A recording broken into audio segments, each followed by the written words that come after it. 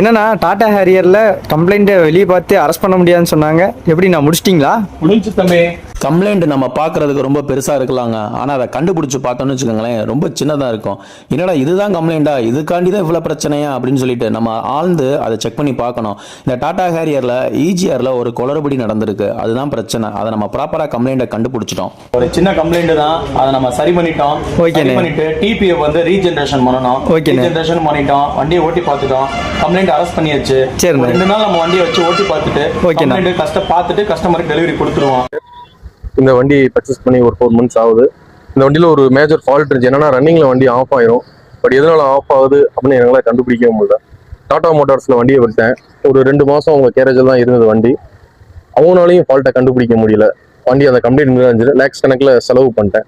அப்புறம் அண்ணனோட வீடியோ பார்த்தேன் என்னோட ஃபேஸ்புக்கில். பார்த்துட்டு கொண்டு வந்து அண்ணன்ட்ட வண்டியை விட்டேன். ஒரு டவுட்டில் தான் வண்டியை விட்டு போனேன், வண்டி இவங்களால சரி பண்ண முடியுமான்னு. அப்புறம் வந்து பார்த்தீங்கன்னா இங்கே வந்த பின்னாடி தான் இங்கே நிற்கிற எல்லா வண்டியுமே வந்து கம்ப்ளைண்ட் வண்டி மட்டும் தான் பார்த்துட்டு இருக்காங்க. நல்லபடி அரெஸ்ட் பண்ணி கொடுத்துட்டு இருக்காங்க. அந்த நம்பிக்கையில் வண்டியை விட்டு போனேன். 1 week கழிச்சு வந்தேன். அண்ணன் வண்டியை கொடுத்தாங்க. 100 kilometers ஓட்டி பார்த்தேன். வண்டி நல்லா இருக்கு. ப்ராப்ளம் சால்வ் ஆயிடுச்சு. ரொம்ப தேங்க்ஸ்ண்ணே. தேங்க்யூ.